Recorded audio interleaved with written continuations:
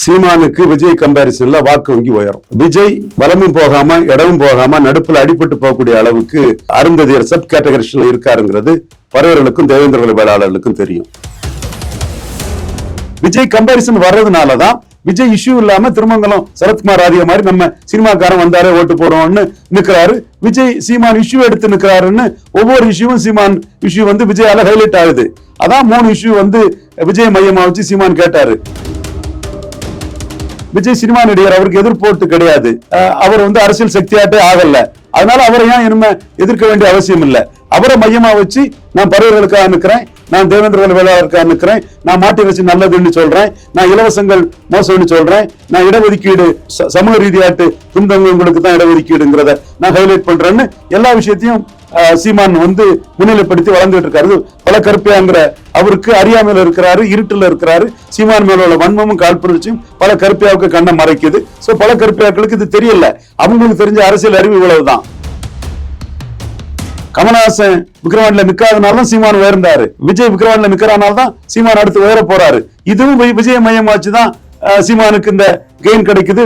கணக்கு தவளையா இருட்டுல இருக்கக்கூடிய பல கருப்பையாக்களுக்கு இது தெரியல. இதுதான் உண்மை. இப்போ இந்த தேமுதிக அவங்களுடைய ப்ராஸ்பெக்ட்ஸ் எப்படி இருக்கு, அவங்களுடைய கூட்டணி விவரங்கள் எப்படி அமையும்? பிரேமலதா அம்மையார் பொதுச் செயலாளர் ஆனதும் எஃபெக்டிவா பேரம் பேசி அந்த கட்சியை எஃபெக்டிவா கொண்டு போய் ஒரு 5% வாக்கு வர பிரேமலதா அம்மையார் வந்து பொதுச் செயலாளராகி அந்த கட்சிக்கு வந்து ஒரு லைஃப கொடுத்துட்டாங்க. தேமுதிக இன்னைக்கு என்ன பாக்குறாங்கன்னா, பாமகவோட நாங்க பெரிய சக்தி, பழைய பொசிஷனுக்கு நாங்க வந்துட்டோம்னு தேமுதிக கருதுறாங்க. அவங்களுக்கு எதிர்ப்போட்டு இல்ல.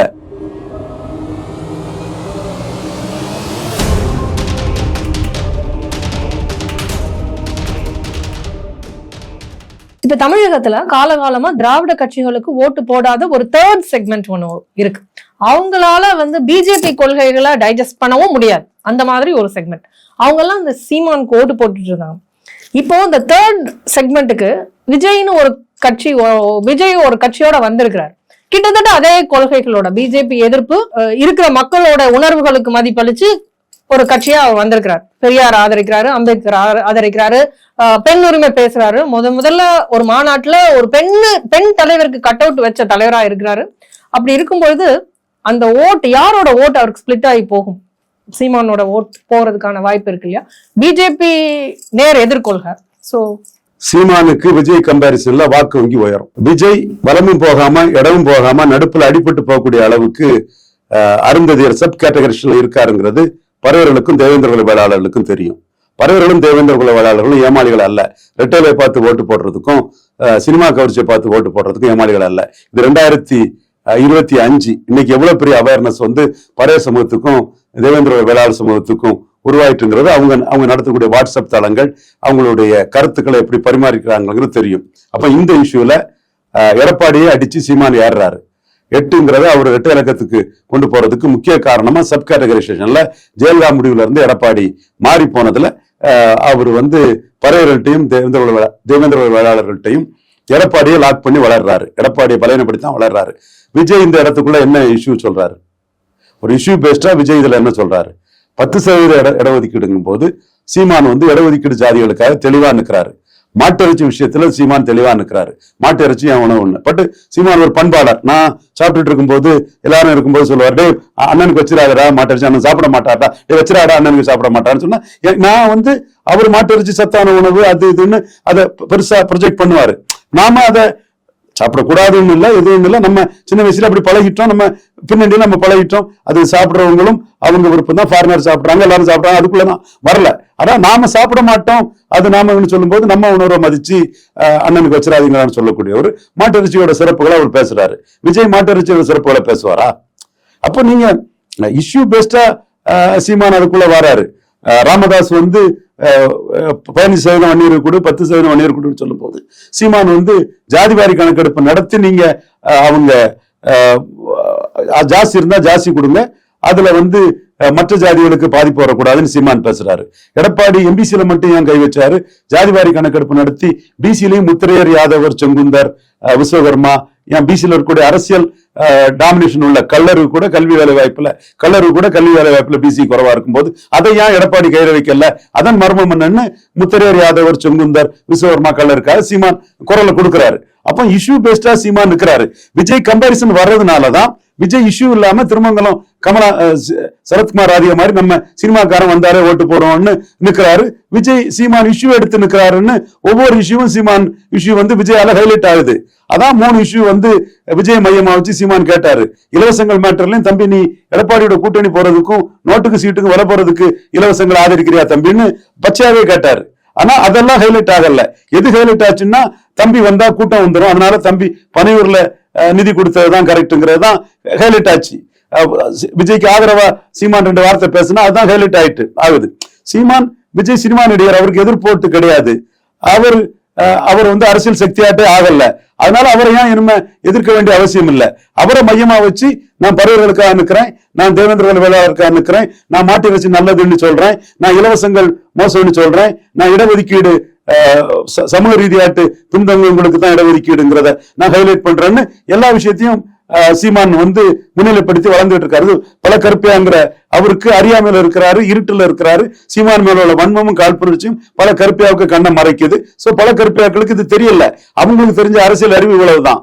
வெளிப்படையாவே பல கருப்பையாக சொல்றான். இந்த இஷ்யூக்கு ஓட்டு இல்லைன்னு பல கருப்பையா சொல்லிடுவாரா? நீங்க 10% ஓட்டு இருக்குது. மோடி கொடுத்த மோடிக்கு வந்து அப்பர் காஸ்ட் ஓட்டு போட்டாங்க. அப்பர் காஸ்ட் ஓட்டுல தான் மோடி 2019 ஜெயித்தாரு. அவங்க ஓட்டு ரொம்ப முக்கியமானது. ஆதரிச்ச ராகுல் காந்திக்கு போடல, கொடுத்த மோடிக்கு தான் அவங்க போட்டாங்கன்னு சொல்லும் போது இன்னைக்கு அருந்ததியர் உள்ஒதுக்கீடு கொடுத்த கலைஞருக்கும் ஸ்டாலினுக்கு தான் ஓட்டு போடுவாங்க. அத கொங்கு மண்டலத்துக்காக எடப்பாடி வந்து அதுல ஜெயலலிதா முடிவுல இருந்து மாறி பேசிட்டாருங்கிறதுனால எடப்பாடிக்கு ஒண்ணு ஓட்டு போட போறதில்ல. ஆனா அதுல உள்ள பாதிக்கப்படக்கூடிய தேவேந்திர வேளாளர்களுக்கும் பறையர்களுக்காக சீமான் நிற்கிறாருங்கிறது விஜய மையமா வச்சு ஹைலைட் ஆகுது. ஐயா பலகருப்பை அவர்களே, பாதிக்கப்பட்ட பறையர்களுக்கும் தேவேந்திர வேளாளருக்கும் சீமான் தான் குரல் கொடுக்காரு, 5% உயர்த்தி கொடுக்கணும்னு அவர் தான் கேட்காருங்கிறது நடிகர் விஜய மையமா வச்சு அது ஹைலைட் ஆகுது. கமலஹாசன் விக்ரவாண்டில நிக்காதனால்தான் சீமான் உயர்ந்தாரு. விஜய் விக்ரவாண்டில நிக்கிறனால்தான் சீமான் அடுத்து உயர போறாரு. இதுவும் விஜய மையம் வச்சுதான் சீமானுக்கு இந்த கெயின் கிடைக்குது.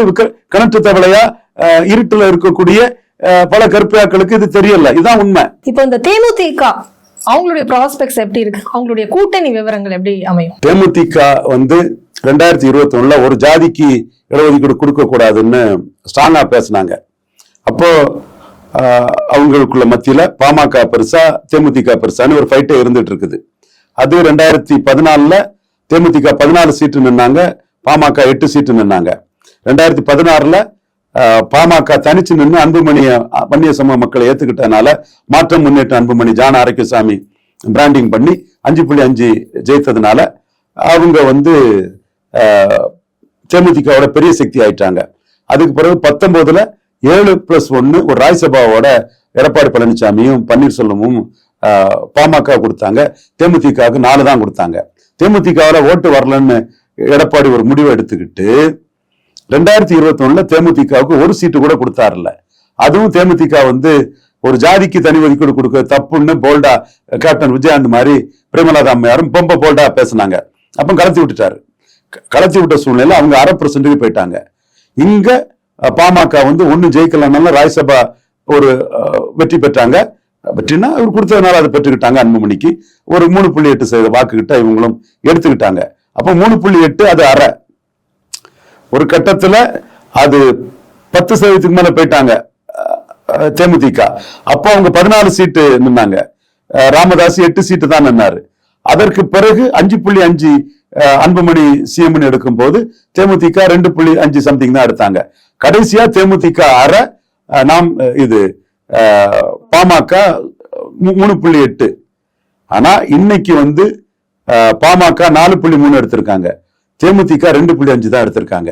இந்த 2.5 எடுக்கக்கூடிய காலகட்டம் என்னன்னா 0.5% எடுத்த தேமுதிகவுக்கு கேப்டன் விஜயகாந்த் சிம்பதியில எடப்பாடி பழனிசாமி 5 சீட்டு கொடுத்தாரு.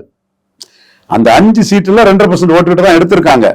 ஆனா 5% ஓட்டு அவங்க கான்ட்ரிபியூட் பண்ணிருப்பாங்கன்னு பூத் வைஸ் அனலிஸ்டும் செக்மெண்ட் வைஸ் அனலிசிஸும் வந்து நிரூபணமா காட்டுது. அப்போ பிரேமலதா அம்மையார் பொதுச் செயலாளர் ஆனதும் எஃபெக்டிவா பேரம் பேசி அந்த கட்சியை எஃபெக்டிவா கொண்டு போய் ஒரு 5% வாக்கு வர பிரேமலதா அம்மையார் வந்து பொதுச் செயலாளராகி அந்த கட்சிக்கு வந்து ஒரு லைஃபை கொடுத்துட்டாங்க. அப்போ அவங்களோட அந்த கிளைமே எங்க கான்ட்ரிபியூஷன் 5% கிளைம் பண்றாங்க. அதே வேளையில 4.3% என்டிஏக்குள்ள எடுத்த பாமக ஓட்டுக்குள்ள பிற ஜாதிகள், பிராமணர்கள், தீட்சிதர்கள், சோழிய வேளாளர், தொண்டை மண்டல வேளாளர், ஆரிய வைசியா, 24 மணி தெலுங்கு செட்டி, ஆரிய வைசிய செட்டி, தேவாங்கர் செட்டி, இந்த மாதிரி ஒவ்வொரு ஏரியாவுக்குள்ளேயும் அந்த கொங்கு வேளாளர்கள் அண்ணாமலையால, கொங்கு நாடார்கள் மோடியால, இப்படி வந்து மோடியால தான் எல்லாமே பெரும்பாலும் நான் வன்னியர் ஓட்ஸ். வன்னியர் ஓட்டுலயும் மோடியை ஏற்றக்கூடிய வன்னியர்ல தான் ஓட்டு போட்டாங்க. இந்த ஓட்டுகள் இருக்குங்கிற ஒரு பார்வையும் அரசியல் களத்துக்குள்ள இன்னைக்கு இருக்குது. சோ தேமுதிக இன்னைக்கு என்ன பாக்குறாங்கன்னா, பாமகவோட நாங்க பெரிய சக்தி, பழைய பொசிஷனுக்கு நாங்க வந்துட்டோம்னு தேமுதிக கருதுறாங்க. அவங்களுக்கு எதிர்ப்போட்டு இல்ல, அவங்களுக்கு வந்து சிஎம் கிட்ட ஒரு வரவேற்பு இருக்கு. அவங்க அப்பாயின்மெண்ட் கேட்டா சிஎம் உடனே நின்று அந்த கேப்டன் விஜயகாந்த் குரு பூஜைக்கு அந்த அனுமதியை கொடுத்து அதை மதிக்கிறாரு. பிரேமலதா அம்மையாரும் புரிஞ்சுக்கிட்டு ஸ்டாலின் தர்றது எம்எல்ஏ போஸ்ட் 47% வாக்கு பலத்துல இருக்காரு ஸ்டாலின். அவர் அணியில நம்ம 5% எடுத்திருக்கிறோம். இல்ல சட்டப்படி நம்ம டேட்டா படியோ 2 அணி வைங்க, அந்த 2ஐயும் போய் சேர்ந்தா கூட 50% கிட்ட அது வந்துடும். ஸ்டாலின் தர்றது எம்எல்ஏ போஸ்ட். பிரேமலதா கண்டெஸ்ட் பண்ணாலோ, சுதீஷ் கண்டெஸ்ட் பண்ணாலோ, விஜய பிரபாரம் கண்டெஸ்ட் பண்ணாலோ, திமுக கூட்டணிக்குள்ள தேமுதிக 47க்குள்ள இவங்களுக்கு ஒரு குறைஞ்சபட்சம் ஒரு ஓட்டுனாலும் கூட 50 வந்துடும். அப்ப அந்த ஓட்டுகள்லாம் சேரும் போது வந்து ஸ்டாலின் தருவது எம்எல்ஏ போஸ்ட்னு வெற்றி உறுதின்னு அவங்க வந்து திமுக ஆப்ஷனையும் ஓபன் பண்ணிட்டாங்க. இன்னைக்கு தேமுதிக வந்து அதிமுக தான் இருக்கிறாங்க. அதிமுகவும் KP முனுசாமியும் ஐயா எடப்பாடி பழனிசாமியும் பிரேமலதா அம்மையாருக்கு மிகப்பெரிய முக்கியத்துவத்தை கொடுக்குறாங்க. எங்களை போன்றவங்களுக்கு வந்து அவங்க என்டிஏல நின்று இருப்பாங்கன்னா 3-4 சீட்டு மோடிக்கு ஜெயித்திருப்பாங்கிற ஆதங்கம் இன்னைக்கு இருக்குது. ஆனா அன்னைக்கு அவங்க தினகரன் கூட சேர்ந்து 1/2% ஓட்டு எடுக்கும் போது எங்களுக்கே அது தெரியலையே. இப்ப ரெட்ராஸ்பெக்டிவா தான் நம்ம சொல்றோம், இப்ப ரெட்ராஸ்பெக்டிவா தானே இதை சொல்றோம். அன்னைக்கு 1/2%ல தான் இருந்தாங்க. அப்ப எடப்பாடிக்கு மட்டும் அது ஷார்ப்பா தெரிஞ்சிருக்கு. கேப்டன் விஜயகாந்துக்கு ஒரு சிம்பதி இருக்கு, இதுக்கு 5 சீட்டு கொடுத்தாலும் அது டிவிடெண்ட் வரும்னா அப்ப அவரு அந்த இடத்துல நுணுக்கமான அரசியல்வாதியா தான் இருக்கிறாரு. இப்போ பிரேமலதா அம்மையாருக்கும் செக்மெண்ட் வைஸ் பார்க்கும்போது வந்து இது தெரியுது. பூத் வைஸ் அனலிஸ் அவங்க எடுத்தாங்கன்னா ரியல் தேமுதிகவுக்கு கான்ட்ரிபியூஷன் வந்து இன்னும் தெளிவா தெரியும். திருக்கோயிலூர்ல அதிமுக மேல போனது, உளுந்தூர்பேட்டையில மேல போனதுல எல்லாம் தேமுதிக விஜயகாந்துக்கு சிம்பதி ஓட்டு இருக்குங்கிறாங்க. தர்மபுரியில போயர் ஓட்டர் ஓட்ஸ் வந்து நாம் தமிழர் சீமானுக்கு வர வேண்டிய ஓட்டு தேமுதிக அதிமுக கூட்டணி இருந்தனால போயர் ஓட்டர் கிளாஸ் டிஃபரன்ஸ்ல சீமானுக்கு வர வேண்டிய ஓட்டு விஜயகாந்துக்கு பிறகு சீமானை ஏத்து வர வேண்டிய ஓட்டு விஜயகாந்த் மரணத்துல தேமுதிக எமர்ஜ் ஆனதுல அது அதிமுக அணிக்கு போனதாட்டும் சொல்றாங்க. இதெல்லாம் பயன்படுத்தி அவங்க வந்து திமுக ஆப்ஷனை ஓபன் பண்ணிட்டாங்க. தேமுதிகவுக்கு அதிமுக ஆப்ஷன் இருக்கு, என்டி ஆப்ஷன் இருக்கு. சோ அவங்க பாமகவோட பார்கெனிங்ல மேல நிக்கிறாங்க. பாமக 4.3 தான் எடுத்திருக்காங்க, ஆனா தேமுதிக 2.5 கிட்ட தான் எடுத்திருக்காங்க. பட் பார்கெனிங்ல தேமுதிக அன்னைக்கு மேல நிக்கிறது. ஓட ஒரு நாள் வண்டியில ஓடும், வண்டி ஒரு நாள் ஓடத்துல ஓடுங்கிற கதையா இன்னைக்கு வந்து நிக்குது. எல்லா ஆப்ஷனையும் இது பண்ணி பிரேமலதா அம்மையார் வந்து சாதிக்கணுங்கிற லெவல்ல அவங்க இருக்கிறாங்க. நுணுக்கமா முன்ன அவங்க என்னை பொறுத்தவரை மக்கள் தொண்டர் ஐயா அழகுசாமி நாயுடு மகன் சாதிக்கணும்னு நான் 2016ல நினைச்சேன். அவங்க நல்லா பெரிய அளவுல இருந்து விஜயகாந்த் மாதிரி கேப்டன் ஜெயலலிதாவும் கலைஞர் அவங்க கிட்ட வரணும்னு நான் மனசார நினைச்சேன். சுதீஷுக்கு தெரியும், பிரேமலதா அம்மையாருக்கு தெரியும், எல்லாருக்குமே தெரியும். ஆனா அவங்க அன்னைக்கு தப்பு பண்ணாங்க. இனிமேல் அவங்க தப்பு பண்ணாம கரெக்டா பொலிட்டிக்ஸ் பண்ணி சாதிப்பாங்க. நம்மளை பொறுத்தளவுல கேப்டன் விஜயகாந்துக்கு அது பெரிய ஒரு அஞ்சலியா இருக்கும். அந்த சாதனை அவங்க 26ல செய்வாங்கன்னு நான் கருதுறேன். எந்த முறையில் அவங்க செய்தாலும் அவங்க வெற்றி பெற்றா நல்லதுன்னு நான் வாழ்த்துக்கிறேன். காரணம் மக்கள் தொண்டர் அழகிசாமி நாயுடு மகன் விஜயகாந்த் மீது நமக்குள்ள பட்டுதல். கிட்டத்தட்ட ஒரு கேலிடோஸ்கோப் மாதிரி வெவ்வேறு அரசியல் கோணங்களை வியூவர்ஸ்க்கு கொண்டு வந்து சேர்த்தீங்க. மிக்க நன்றி. நன்றிமா.